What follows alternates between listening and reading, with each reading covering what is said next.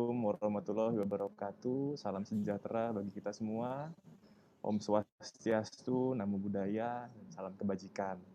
Salam sehat. Terima kasih banyak. Saya ini merasa sangat terhormat waktu pertama kali diajak oleh Dr. Alex, guru saya juga, untuk mempresentasikan tentang inguinal hernia yang open approach. Jadi sebagai disclaimer dulu, saya juga ini ambil menyapa guru-guru saya yang lain, Dr. Cahyo, Dr. Edwin Danardono, dan saya lihat di nama ada Dr. Sujat Miko, senior di Surabaya, dan lain-lain, serta senior-senior saya yang sudah sering mengajarkan saya operasi waktu saya residen. Jadi saya di sini bukan orang yang paling ahli, tapi saya mencoba akan sharing. Karena nanti yang ahlinya lagi akan presentasi setelah saya, itu guru saya, Dr. Alex. Kita mulai saja. Ini suara saya cukup jelas ya, Dr. Denny, dan slide-nya bisa dilihat ya. Jelas, suara jelas. Oke. Baik, saya mulai ya. Jadi kita semua tahu bahwa penyakit inguinal hernia itu adalah penyakit yang sebetulnya sudah sering kita temukan dalam kehidupan kita sehari-hari, terutama sebagai ahli bedah umum. Salah satu tanda petik menu kita setiap hari itu hampir tidak mungkin tidak bertemu hernia. Gitu. Apakah di poli, apakah kita lakukan tindakan bedahan. Jadi sejak zaman lama pun sudah lama hernia ini jadi problem. Nah, datanya sendiri sebetulnya di dunia memang tidak terlalu jelas, tidak terlalu pasti maksudnya. Jadi pendataan memang tidak terlalu baik, tapi diperkirakan ada 800.000 operasi hernia setiap tahunnya di Amerika Serikat. Bahkan angkanya sampai 1 juta, dan kalau di seluruh dunia itu sekitar 20 juta. Rekurensi sebagai salah satu komplikasi yang juga sangat sering itu sekitar 2% secara keseluruhan. Dan salah satu komplikasi lain yang juga mungkin sering terjadi adalah postoperative chronic pain, antara 6 sampai 8, tapi beberapa literatur pada salah kelompok studi yang lebih kecil bahkan sempat melaporkan sampai angkanya 60-70%. Jadi nanti dua komplikasi ini juga mungkin salah dua problem yang mungkin juga kita harus kenali dengan baik. Di rumah sakit kami ini rumah sakit kecil, baru buka, jadi baru punya data sekitar 2014. Total operasi hernia itu rata-rata setiap tahunnya mungkin selama 5-6 tahun karena COVID ya, jadi kita punya sekitar 490-an. Di mana memang sesuai dengan literatur juga hernia lateral itu paling banyak, jumlahnya sekitar 413, dan memang sesuai juga dengan literatur laki-laki lebih banyak dibandingkan perempuan. Adapun jenis-jenis lainnya tentu ada femoral, ada yang kalau pada inguinal tentu ada hernia medialis dan hernia-hernia lainnya. Sementara di kami sendiri akuresensinya ini baik yang dikerjakan oleh kami, jadi kami harus jujur juga, baik yang dikerjakan oleh kami maupun pasien-pasien yang datang karena rekurensi yang mungkin sudah lama, dia hernia sudah lama, baru muncul lagi setelah belakangan karena misalnya perilaku atau pekerjaan juga ada, dan kita angkanya sekitar 3% di sini. Jadi ini penyakit yang mungkin di tempat-tempat rumah sakit senior-senior sekalian bisa lebih banyak lagi. Jadi kita bisa bayangkan kalau ada 500 kasus, artinya 100 kasus setahun, kali ada 2.000 rumah sakit, sudah berapa juta kasus ya, sudah ada berapa uang yang harus dikeluarkan untuk operasi hernia ini. Nah, singkat saja, saya senang memulai semua presentasi saya itu dengan sejarah, karena guru-guru saya juga di Erlangga, di Sutomo ini sering ngajarinnya pakai sejarah dulu, biar kita tahu bagaimana sih perjalanan penyakit. Tapi saya tidak akan panjang lebar, yang pasti pertama hernia sudah ada dari sebelum tahun Masehi. Gambar di tengah kita tahu ini adalah sebuah ukiran ya di Mesir, di mana ada seorang ahli kesehatan atau mungkin dukun yang mencoba memasukkan inguinal hernia dengan cara dimasukkan. Jadi belum ada pembedahan. Baru sebelah kanan dan sebelah kirinya ini kita lihat ada alat-alat pada tahun 1700 dan 1500-an. Orang zaman dahulu itu menangani hernia itu berbagai macam. Ada yang dibuka, ada yang dijadikan sebagai stoma akhirnya kalau yang keluarnya adalah usus misalnya yang sampai incarcerata. Atau juga hanya diberikan semacam korset. Tapi kita harus memberikan banyak sekali penghargaan sebetulnya pada dua orang ini, yaitu Dr. Antonio Scarpa dan Sir Aston Pasley Cooper, karena berdua inilah yang kemudian secara detail mempelajari dengan dalam struktur anatomi di daerah inguinal. Kita kenal ada Scarpa itu fascia Scarpa, dan Cooper ini adalah ligamentum Cooper yang lokasinya adalah kepanjangan dari ligamentum inguinal yang kita sering temukan pada saat operasi hernia. Nah, terakhir setelah generasi sebelum tahun 1800-an, kita harus bersyukur dan berterima kasih kepada Eduardo Bassini, karena untuk pertama kalinya lah Bassini melaporkan teknik operasi untuk menyembuhkan hernia yang pertama kali dengan mencakupan tissue repair atau perbaikan jaringan. Baru setelah itu sekitar tahun 1970-80 di klinik di Amerika Serikat, Dr. Schulman, Dr. Schlichtenstein, dan Amit Ini kemudian mempopulerkan teknik yang kita kenal sekarang dan hampir semua dokter bedah di dunia itu mengerjakan, yaitu teknik Liechtenstein. Nama dokter Liechtenstein dan dokter Amit sendiri sekarang dijadikan nama rumah sakit di sana, Liechtenstein Amit Clinic. Nah, kita harus ingat bahwa hubungan hernia dan penyakitnya itu kita harus ingat sekali anatominya. Kalau biasanya kita lihat hernia itu dari depan, ini saya coba melihat dari sudut yang berbeda, yaitu dari belakang. Kita tahu bahwa kalau kita lihat di sini, ini adalah lokasi-lokasi tersering dari 3 hernia yang kita dapatkan di inguinal atau groin hernia. Kita lihat sebagai batasannya di inferior epigastric vessel adalah sisi lateral, ini adalah sisi medial ya, ini betul-betul umbilicus, tempat keluarnya hernia inguinal kita yang sifatnya lateralis. Ini adalah medial, dan ini adalah hernia femoral yang tentunya juga lebih jarang, tapi juga kita temukan dalam praktik kita sehari-hari. Nah, secara sederhana, mungkin mengingatkan kembali bahwa Bassini itu memperkenalkan sebuah teknik repair hernia dengan cara memperbaiki atau merekonstruksi dinding posterior dari kanalis inguinalis dengan menjahit 3 layer atau 3 lapisan, yaitu lapisan fascia transversalis, transversus abdominis, dan musculus internus obliquus. Nah, ini adalah teknik yang selalu kita kenal dan kita kerjakan kalau kita tidak punya patokan alat bantu seperti nanti mesh.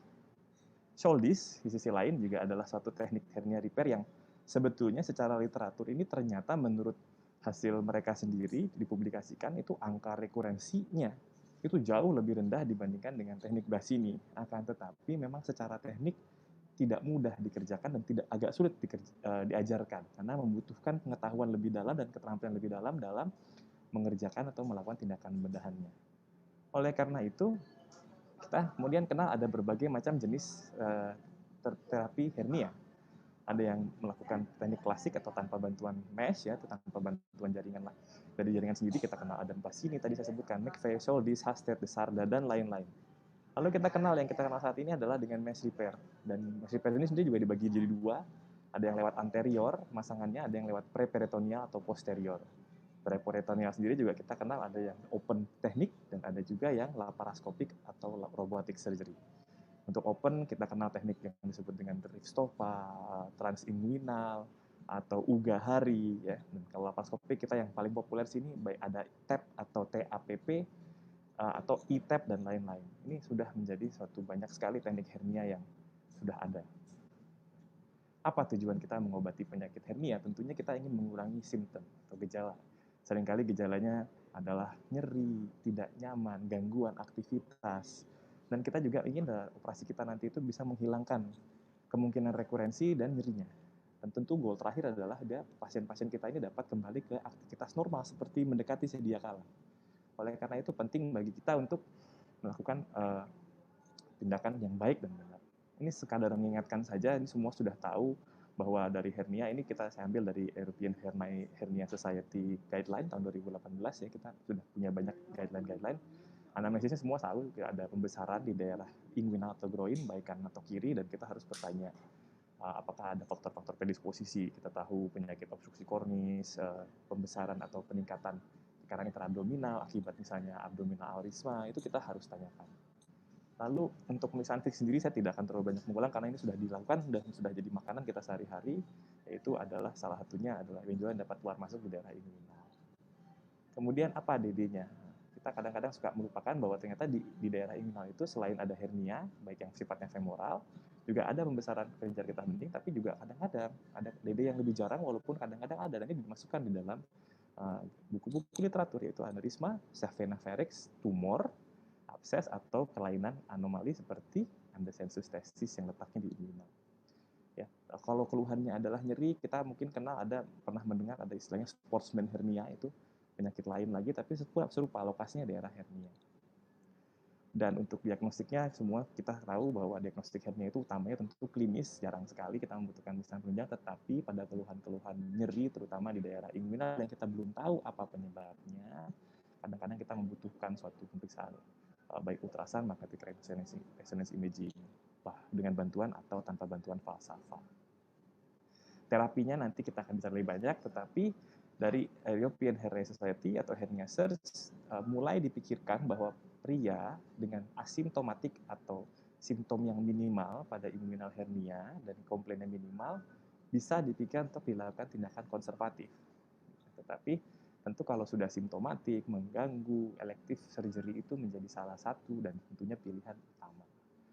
Ya, kalau sengulata atau incarcerata tentu kita sudah tahu sebaiknya idealnya dilakukan tindakan, tetapi untuk incarcerated di sini istilah incarcerated itu kalau kita baca literatur sebetulnya sama dengan irreponsible, sementara incarcerata yang kita kenal itu lebih dimasukkan ke dalam strangulata. Maka incarcerata itu bila tanpa ada gejala, tanpa ada keluhan yang mengganggu secara sistemik atau tanda-tanda ada perforasi, reduksi bisa dilakukan.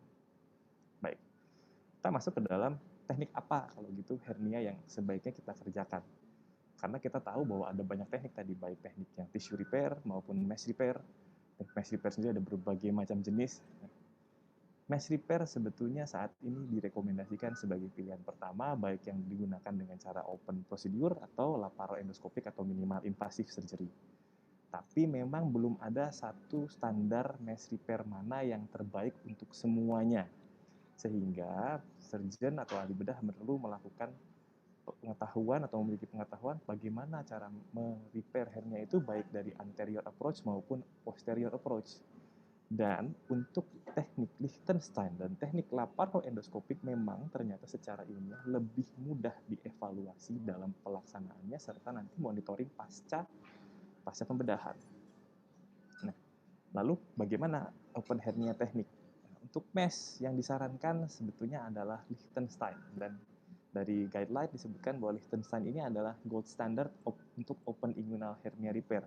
Kenapa nanti akan saya jelaskan. Dan untuk non-mesh, seperti tadi saya sempat singgung dikit, Soltis disarankan untuk dilakukan untuk pembedahan non-mesh inguinal dengan terutama ukuran hernia yang defeknya kurang dari 2 atau kurang dari 2 cm. Saya tadi menyebutkan kenapa Liechtenstein teknik. Jadi sebetulnya saya yakin semua sudah menguasai, tapi apa dasar ilmiahnya, apa dasar pemikirannya Liechtenstein yang diajarkan. Yang pertama adalah Liechtenstein ini ternyata teknik yang sangat mudah direplikasi atau direproduce. Artinya apa? Mudah diajarkan. Karena jadi secara penelitian sudah ada penelitian bahwa teknik-teknik hernia itu ternyata masing-masing punya kelebihan dan kekurangan dan punya kesulitannya masing-masing. Dan untuk Liechtenstein itu ternyata bagi para residen dan para ahli bedah yang baru belajar itu membutuhkan waktu learning curve lebih rendah dibandingkan yang lainnya, dan sehingga sangat mudah diajarkan sehingga menjadi sangat tidak sulit untuk disebarkan di seluruh dunia. Yang kedua, komplikasinya lebih minimal dibandingkan teknik-teknik lain, terutama yang tension, yang tissue repair. Dan pada keadaan-keadaan tertentu kita bisa mengomit atau menghilangkan anestesi secara umum. Kita tahu bahwa dalam COVID sekarang ini anestesi ini, apalagi tindakan-tindakan yang menyebabkan aerosol, pasti sangat dihindari. Nah, hernia ini selain kita sudah lazim gunakan dengan teknik anestesi spinal atau SAB atau lainnya, tapi ini juga bisa dilakukan secara poliklinik dengan teknik lokal anestesia, sehingga pasien bisa segera dikerjakan dan segera pulang, tentunya dengan keahlian para ahli bedah. Dan dengan anterior approach ini kita tahu bahwa resiko untuk terkena visceral atau organ-organ merongga lebih kecil, dan resiko untuk terkena pembuluh darah dan kerusakan itu bisa lebih minimal. Lalu kita juga tidak mengganggu peritoneum karena tentu peritoneumnya tidak akan terusak oleh kita, sehingga menghindari gangguan misalnya gangguan adesi dan sebagainya. Dan secara biaya memang lebih efektif. Ini saya ambil dari salah satu materi Dr. David Chen. David Chen ini adalah salah satu murid dari Liechtenstein dan Amit yang berada di Amerika Serikat. Kemudian menurut EHS sendiri, Liechtenstein ini ekuivalen, artinya serupa dengan endoskopi. Jadi tidak perlu berkecil hati kalau kita tidak punya minimal invasif, karena dia ekuivalen dan rekurensi rate-nya dari berbagai literatur ternyata sepadan. Tetapi tetap seorang surgeon dituntut untuk bisa menguasai satu teknik anterior dan posterior, yang kedua teknik minimal invasif. Ini tadi saya sebutkan sedikit bahwa untuk teknik endoskopi itu butuh learning curve minimal 50-100. Jadi bisa dibayangkan Dr. Alex itu mengerjakan hernia laparoskopik 200 tahun. Jadi sudah mengerjakan beberapa tahun lamanya, sudah sampai lebih dari 10 tahun mungkin, artinya sudah sangat ahli guru sekitar Dr. Alex ini. Nah, dan Liechtenstein tadi lebih mudah diajarkan. Dan dari hasil penelitian dari Miseres ini, Peters dan Amnakar tahun 2014, ternyata outcome dari hernia yang dikerjakan baik non-expert atau residen yang disupervisi itu sepadan dengan yang harus dikerjakan oleh para ahli. Jadi kita bisa bayangkan bahwa Liechtenstein ini sudah sangat tepat kita kerjakan. Nah, Jadi jelas ya bahwa tekniknya dua-duanya sangat masing-masing punya similar outcome dan tidak ada superioritas gitu. Dan kita teknik Liechtenstein itu kita bisa gunakan dengan teknik anestesi yang paling sederhana baik itu lokal maupun spinal. Nah, apa yang perlu kita pertimbangkan? Tentunya kita juga harus mempertimbangkan komplikasi yang kita sering temukan kadang-kadang. Walaupun tadi seperti yang saya sebutkan, angkanya tidak banyak, di tempat kami hanya 3%, tapi rekurensi itu sering terjadi. Dan ini penting kita untuk agar tidak terjadi rekurensi, karena beberapa literatur menyebutkan goalnya adalah angkanya sampai di bawah 0,5% di masing-masing center.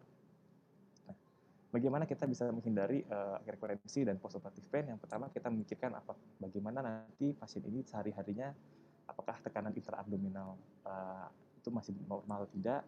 Kemudian kita juga harus memikirkan mesh shrinkage, walaupun diklaim pada para produsen ini mulai menyebutkan bahwa shrinkage dari mesh mereka itu bisa kurang dari 50% misalnya, tapi pada kenyataannya masih banyak data yang menyebutkan bahwa mesh itu bisa berkurang sampai 50%, dan tentunya kita memilih jenis protesis apa. Nah, untuk tekanan intraabdomen ini sebagai gambaran saja bahwa tekanan intraabdomen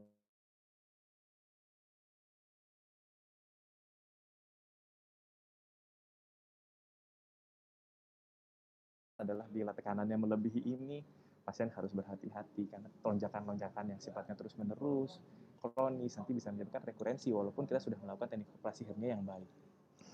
Yang kedua adalah lokasi penempatan mesh-nya itu sendiri. Bagaimana kita bisa menaruh atau menempatkan mesh ini, kita bisa lihat bahwa garis yang putus-putus atau titik-titik ini adalah garis di mana mesh-nya itu terlalu tension. Jadi kita harus sedikit memberikan ruangan, agak longgar. Dan kalau kita menemukan bahwa pada saat operasi hernia inguinal kita menemukan juga ada defek pada daerah ligamentum kupal atau femoral, ini kita bisa jadikan mesh-nya sampai ke bawah sini. Ini sebagai ilustrasi, ini adalah daerah ini trigonum hasselbalch ya, tempat hernia medialis kita ya. Ini adalah ya, kulit dan subfasianya. Kemudian apa yang kita perlukan? Apakah ada yang baru dari mesh? Mungkin bagi sejawat atau senior yang sudah banyak mengikuti seminar, itu kita tahu bahwa ukuran mesh yang disarankan sekarang ukurannya mulai dari 7,5 sampai 8 cm dikali 15. Alasannya sebetulnya adalah ada overlap, terutama di tuberculum pubicum dan di upper marginal inguinalnya itu sebanyak 2 sampai 3 cm.